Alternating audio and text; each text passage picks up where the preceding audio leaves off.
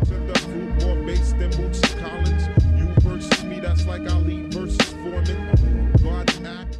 Yo, what is going on, everybody? My name is Tyler and welcome back to another Call of Duty gameplay commentary. In today's video I have a brand new life story for you all, and before I go ahead and get into the story, there's a couple things I want to say. First things first, I'm sure most of you guys are like, why the fuck am I playing Call of Duty 4 when World War II is out? And to be honest with you, I literally tried recording this video on World War II 4 different times and my shit just kept crashing repeatedly, and pretty much every time I'd record on that game, for whatever fucking reason, my shadow play keeps corrupting the files specifically on that game. I can play any other game and record it, but just World War II right now, it's just corrupting my files whenever I try and record. I'm not sure why. So I decided that custom maps Call of Duty 4 would be a better alternative anyway. I mean, to be fair, it's still something different from what I usually would upload on my channel gameplay wise, since I usually just play MW2. And the second thing that I wanted to mention before I jump into the story is that I'm going to be live streaming later tonight around 6-7 p.m. Eastern time. So if you guys are interested in that, be sure to follow me on Twitter and Twitch. The links will be down below in the description for both of those. That way you guys can stay up to date whenever I'm live streaming and stuff on my Twitch channel. But without any further ado, let's go ahead and get right into the story. So this story ends up taking place back when I worked like a normal kitchen restaurant job, and at the time while I was working at this particular kitchen job, I had a coworker who was with me, and him and I both did like food running type stuff. So at this particular restaurant, both my coworker and I were allowed smoke breaks on our shift, so we could go outside and like hit our e-cigs or smoke cigarettes if we wanted to when it was slow. And this one particular day, I had texted my plug while I was at work and asked him like, yo, do you think I could buy some weed from you once I get off at midnight? And so my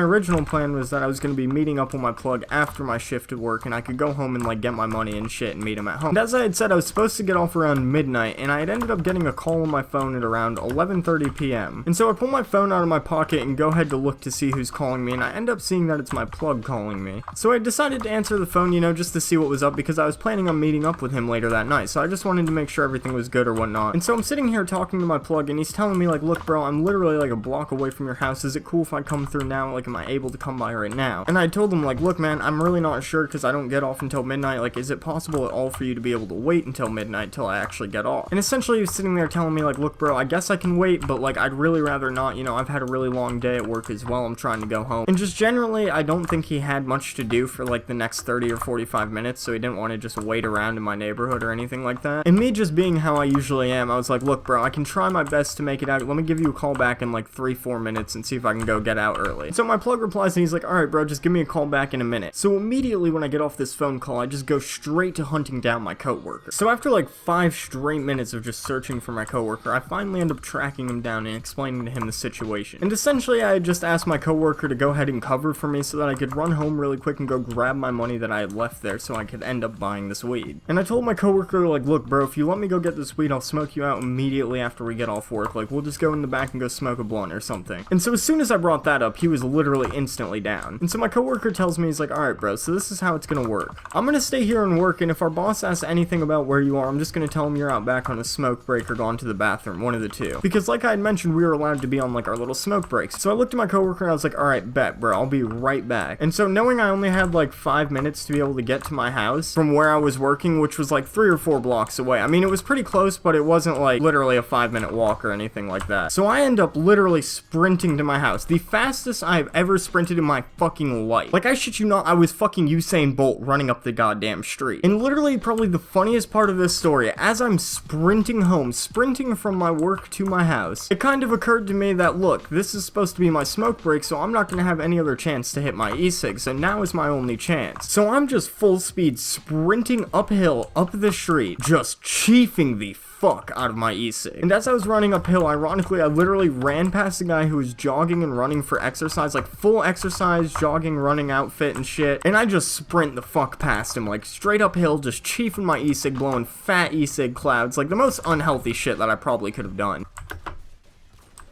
Okay, get fucked. But as I was gonna say before I got rudely interrupted by that 360 no-scope, I ended up making it all the way back to my house and grabbing the money from inside my room and then running back outside. And I swear to God, the timing on this couldn't have been any better whatsoever. So literally the actual second I step out my front door, I end up seeing my plug pulling up to my house and unlocking the doors, getting ready for me to hop in the car. So I jump in the passenger seat with my plug, and he ends up giving me my weed, and I give him the money, whatnot, put it in this jar. And since my plug was aware that I was on the job and like in the middle of my shift, he she offered to drive me back down to my work. That way I didn't have to literally sprint back down there again, since I had just sprinted all the way up to my house uphill. And so I end up getting back to my shift, and pretty much the minute I get back, we were all done. Like, the store was closed at that point. There was nothing else left to do. And the funniest thing about the entire situation is our manager had no fucking clue that I was gone. Like, he literally never even knew that I was gone. So I guess all in all, like, at the end of the story, or at the end of the day, I guess it was a good drug deal, because I ended up getting the weed that I was trying to buy. But at the same time, the lengths that I had to go through just to get it was just so fucking ridiculous, and I think it's just a really funny story to share on my channel. So if you guys enjoyed this story at any point, be sure to let me know by leaving a comment down below, or by leaving a like on this video. And if you guys are new to the channel, please be sure to subscribe and turn on the bell notifications to get more quality content like so. In the next couple days on this channel, I have a really big announcement that I want to make to you guys, and it kind of ties into why I haven't been posting as much or streaming as much as I usually do the past few days, but it is something that I'm keeping a secret for the meantime, and I will love to share it with you guys as soon as I'm able to. So keep an eye out for that, and hopefully I'll see some of you guys in the live stream tonight. But anyways, thanks again so much for watching today's video.